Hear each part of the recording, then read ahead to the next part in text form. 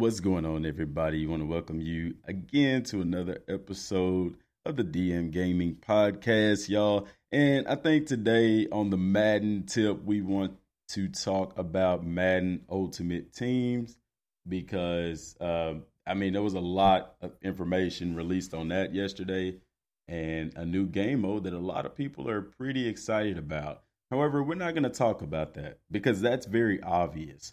What we want to talk about today is the disparity between the people that like franchise mode and the people that like Madden Ultimate Team. Now, is team play going to be in franchise mode or play now mode? I don't know. From hearing the interviews yesterday and things of that effect, I kind of take it that team play is only going to be in Madden Ultimate Team. And while this is a very engaging feature, as myself, y'all know I don't really play Ultimate Team that much, mainly in part because of the gameplay online, as well as I'm not big on microtransactions. Even though EA does do a pretty good job of allowing you to obtain certain packs without purchasing them, the system as it's set up right now is a pay to win system, it seems like. But like I said, at the end of the day, it's a business and you can't knock them for their business sense because it's working for them. They have a good formula in place in their regard. Be that as it may, me, myself personally, I would prefer the franchise mode over Madden Ultimate Team mode. And that's the discussion today. Could team play come to Madden Ultimate Team? What types of upgrades are we going to see to franchise mode, if any? Rex Dixon, the creative director for Madden NFL 18, he kind of, listening to his interviews you kind of get the sense that their focus this year is Ultimate Team. He did say in an interview yesterday that franchise mode increased over 100% from the previous Madden game. And he said that he feels that they need to give something to the Madden Ultimate Team players, the core base of Madden Ultimate Team, as opposed to franchise mode. Now, that's not saying that nothing new is going to come to franchise mode. That's just saying that they wanted to make a standout effort to deliver something great to the Madden Ultimate Team. So, things about franchise mode have not been released yet. To me, one of the biggest things that they could add to franchise mode is depth. We talked a little bit about stuff that they can add, but I want a franchise mode. Rex, if you're listening, a franchise mode in Madden that is over in depth. You get what I'm saying? I want a franchise mode that is so deep with important things that, for anybody who wants to fly by them and not pay attention to them, they can. But for the people like me who take every little detail into account, I want it to matter. We talked yesterday about the draft, scouting players, free agency, things of that nature, practice, things of that nature. So, with franchise mode, even with presentation, having a post-game show, pre-game show, halftime show, a weekly wrap-up show. Now, one question people ask is that too much to ask for? And I alluded to the fact that, with Madden only being on next generation consoles, that technically, no, it's not. Because with it being last year's rendition, Madden 17, on PlayStation 3 and Xbox 360, one thing people have to understand is that those consoles, when they make those games for those consoles, they have to make it to fit the 360 and the PlayStation 3. So the only thing that you're getting when you go up to the PlayStation 4 and Xbox One is a graphical upgrade. However, now that Madden 18 isn't coming out on those consoles, then you'll truly begin to see the developers get their hands on the true power of the PlayStation 4 and Xbox One. Now, will there be PlayStation 4 Pro enhanced versions of the game? I don't know. Will there be Xbox Scorpio? versions of the game that's yet to be determined. It would be cool if we got those graphical upgrades. I think it could take the Frostbite engine to an entirely new level on those consoles. They definitely have the capability of doing that. I would assume that they would have a PlayStation 4 Pro enhanced version of the game. But like I said, you kind of don't see that a lot with sports games, because with the Pro, yeah, you'll get the 4K resolution and things of that effect. But as far as like frame rate and stuff like that, you're not, you don't really hear sports gamers concerned with that effect. Now, what the Frostbite engine can do for Madden, if you've paid attention to FIFA, I mean, I would like to think that the players would move a lot. It's a lot smoother engine to me. The shadows, the lighting textures, and things of that nature add realism to the game. If you've played Madden 17 and you've played at night, it doesn't feel like it's nighttime in the stadium. The lighting in the stadium, on the field, it looks the same whether it's night or day. The only difference that it's a night or day game is by looking at the sky. However, with the Frostbite engine, you're going to know that it's nighttime. You're going to know that it's evening time. The shadows, the lightings, and things of that effect. You're going to know that. You're going to feel that. You're going to get that sense, that vibe. It's not going to look like the entire field is just completely lit up, So people are going to really enjoy that. But as far as Madden Ultimate Teams with team play, am I going to play it? Definitely. I'm definitely going to play it because I like the setup. I like where they're going with it. I'm not so much concerned with the microtransactions at that point and stuff of that effect. There's people on the channel that follow us that are subscribed to us in the DM gaming community that's excited about it, and I'm gonna be excited about it with them. I've already got guys lined up to play it with, so I am excited about it. Don't get me wrong. I don't want you to listen and kind of get the sense that I'm not, for Ultimate Team. I just have an issue with microtransactions. And let me explain that. Because my issue with microtransactions is, I feel like a developer can really do good things with it. But that money that comes in from it, that power and control, it can lead to mess ups in the game. For instance, when we look at Madden, and once again, I'm not knocking EA for this. I'm just saying what we see as a community. When you look at Madden, what is the first thing you think about?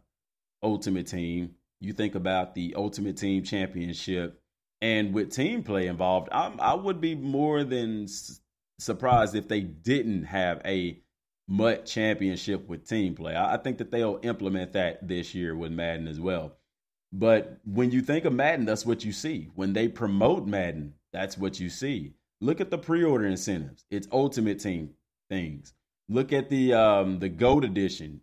For getting the GOAT edition, it's Ultimate Team. They're pushing Ultimate Team so much, and I can understand that because it's a cash cow. Not only that, but people have to understand this, that the developers are actually helping us out by keeping the games from being as much as they are. Like, the games are $59 before tax on the standard edition. Now, that, I remember PlayStation 2 to PlayStation 3, the games on PlayStation 3 is when the games first went up to $59, and people kind of flipped their wigs. It's like, wow, that's extremely expensive. But for some way, everybody was able to afford it. And then when PlayStation 4 was announced, a lot of people speculated that the price of games would go up, and it was a big outroar. And what happened was the games didn't.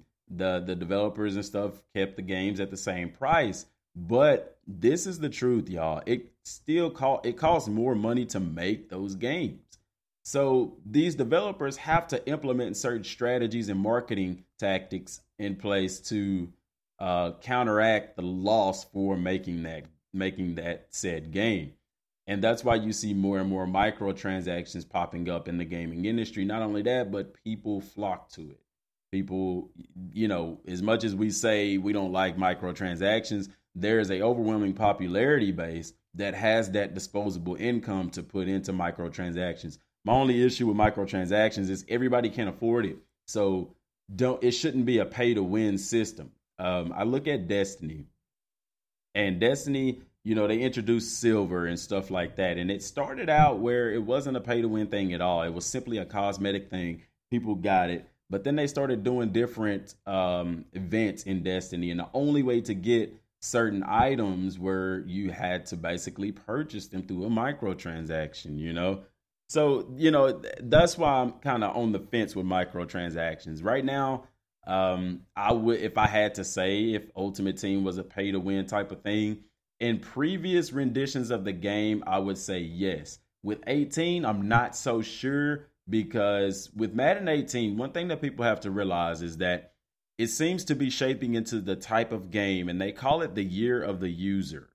So what that means is that basically if you make a mistake, or if you throw an interception, or even if you get an interception, or make a big play, it's going to be because of you, not so much as because of the computer.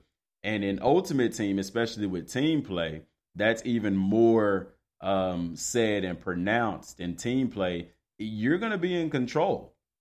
So if your team loses, it's not because of anything the computer AI did. It's going to be because of something that you did.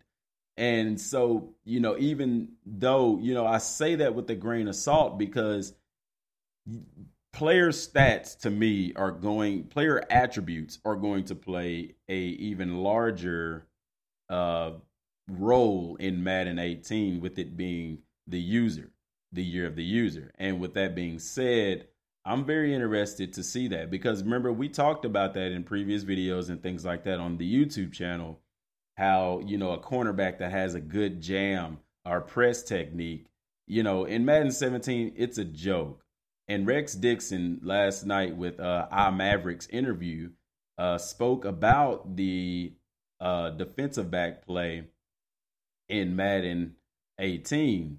And what he said was, he was alluding to team play, of course, but he said basically with the cornerbacks and wide receivers, it's going to be a battle, and it should be.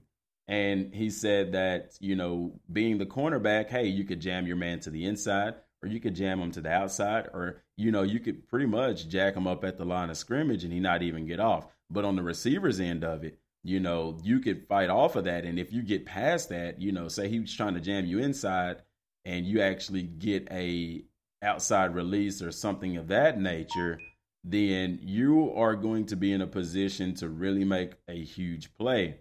He spoke about the target passing system, and how the target passing system is something for skilled players. A lot of people are kind of speculating about what was target passing, and I was too. And with that, you come to find out in the interview that he had last night that target passing is going to be a very difficult thing to do. He said that target passing, basically, I guess there's going to be an icon, because he said there's an icon that you're going to have to move into a certain spot to where you want to throw the ball. So instead of, pushing square, triangle, circle, something of that effect, I assume that target passing is going to be something that a feature that you have the ability to turn off or on in the game. And if target passing is turned on, then rather than you pushing a certain button to throw to a wide receiver, you have an icon that I would assume you would possibly move around with the R stick, and you would push another button to deliver that throw to that area. Now, that is really cool. That is really cool, because that's going to be something that people are going, like he said, you could spend thousands of hours perfecting it. And, if you perfect it, then it's going to pay off for you big time. And, he said, starting out, you're going to throw interceptions. That lets me know that it's a challenge, and I look forward to that challenge. Not only that, but this is what I wonder with the target passing system. If I have that icon to the left, is my quarterback going to be looking to the left? And can my opponent see where that target marker is at? I would assume that they wouldn't, but it would be really cool. Get this. If I had that icon to the left, my quarterback is looking to the left, that the defense reads where the quarterback's eyes are going. So then you could go back to the right, and, you can lead the safeties to the left and then turn around and throw a pass to the right side of the field. That would be astoundingly in-depth and amazing feature to add. So can you imagine that? I can definitely imagine that. But there's more to be said and shown with target passing. But that is my take on what I think target passing is going to be.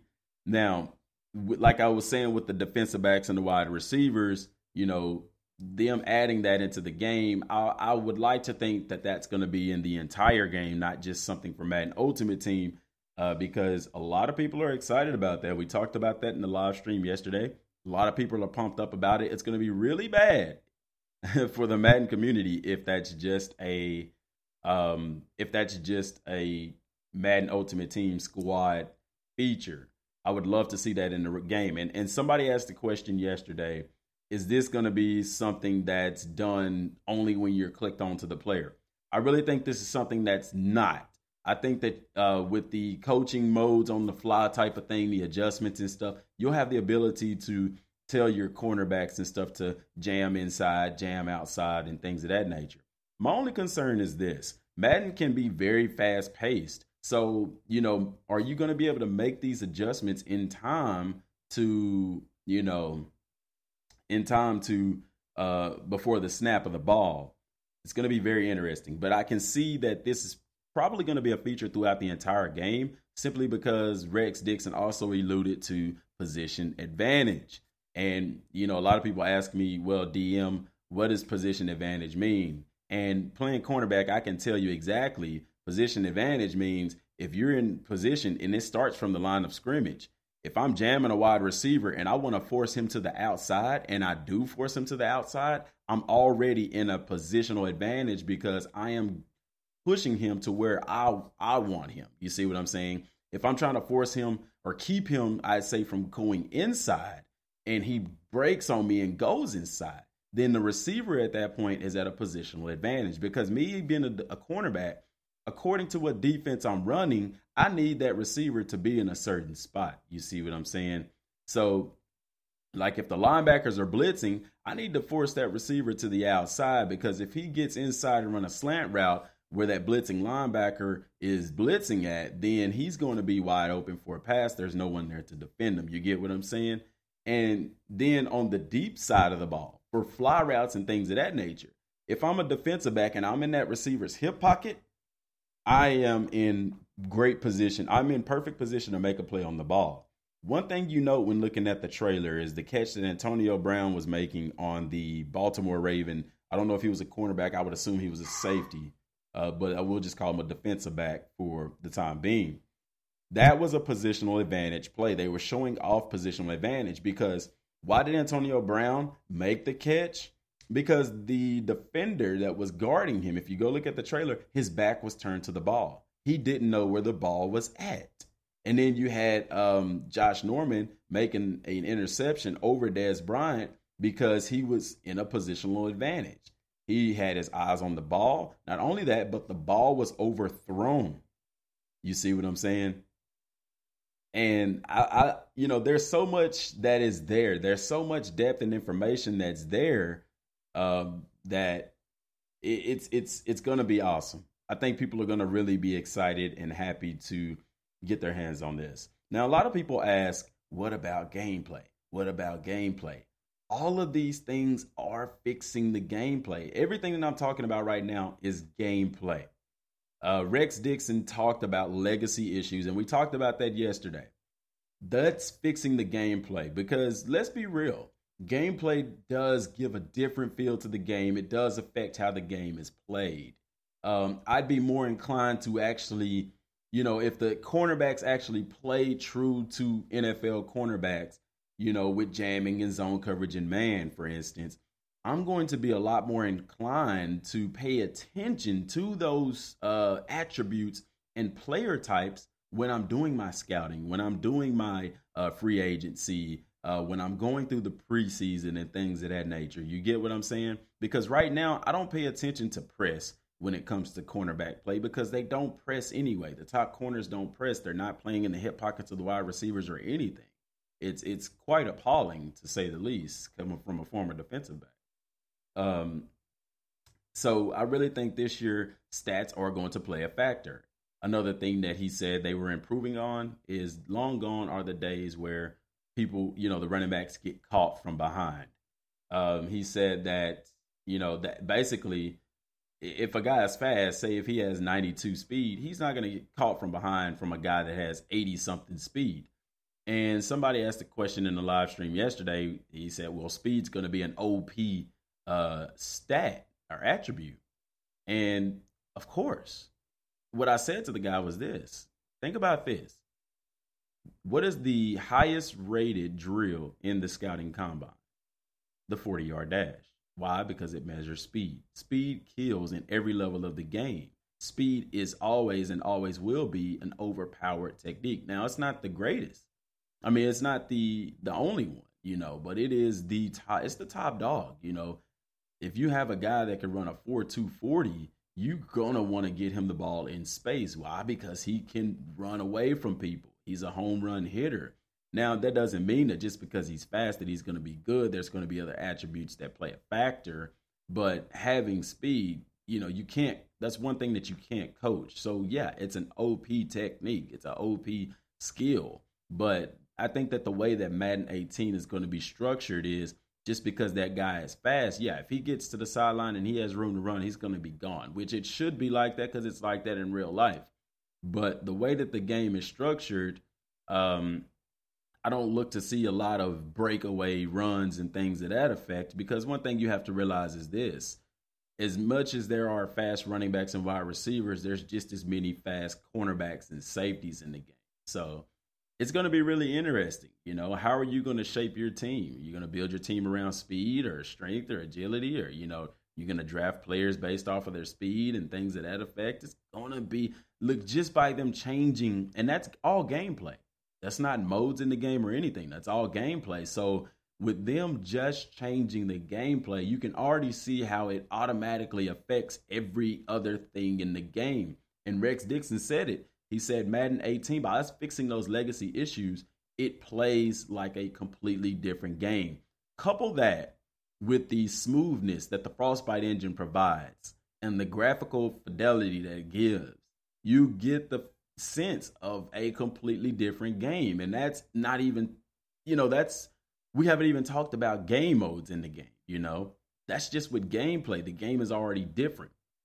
I would like to see them actually do different stat attributes instead of like a 99 speed or things of that nature. I'm one who would really like to see actual 40 times listed, because you can in Madden, to me, you have guys that have the same speed rating, but we know they run different 40 times and things of that nature.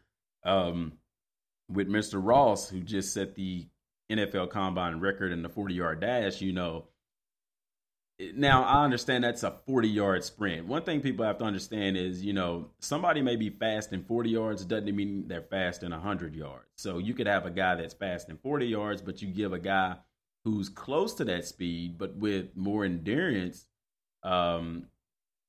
you can actually get a guy that, catches him within that time frame. It's one of those things where, it's just going to be a trial and error thing, but I think that it's going to play a big role in the game, and I'm excited to see it, y'all. I'm very excited to see it. I think Madden 18 is going to be awesome. I think it's going to bring a lot of people who left Madden back to Madden simply because their main focus at this point is fixing the gameplay. So I'm excited about that, as well as you should be too. Now, for those of us who are big franchise mode players, I think we are going to dabble a little bit in Ultimate Team with team play, just, with the game advances and things like that, because you have people that either don't play it because they feel like it's a pay-to-win system. But for those people who don't play it because of the online gameplay and then people exploiting glitches and things of that nature, I think that you pull those people back into Madden Ultimate Team, because the way that the game is structured, you're basically in control of what happens in the game. So, like I said, the year of the user. So I'm excited about it, and I hope that you all are as well. You can follow us on YouTube at www.youtube.com/C/DM Gaming 06. Follow us on Twitter at DorseyMade87. And, on Twitter, I do post a lot of stuff that's up to date that may be some vital information that may not merit the length of a video, but merits definitely getting out. So follow us on that as well. And then Twitch at twitch.tv/dmgaming06 for our Twitch live streams and things of that nature. So I really appreciate y'all for tuning in to the podcast today. Stay tuned for another podcast tomorrow, as well as our daily YouTube content and our live stream. So we really appreciate y'all for tuning in. And as we sign off, like always, till next time, and God bless.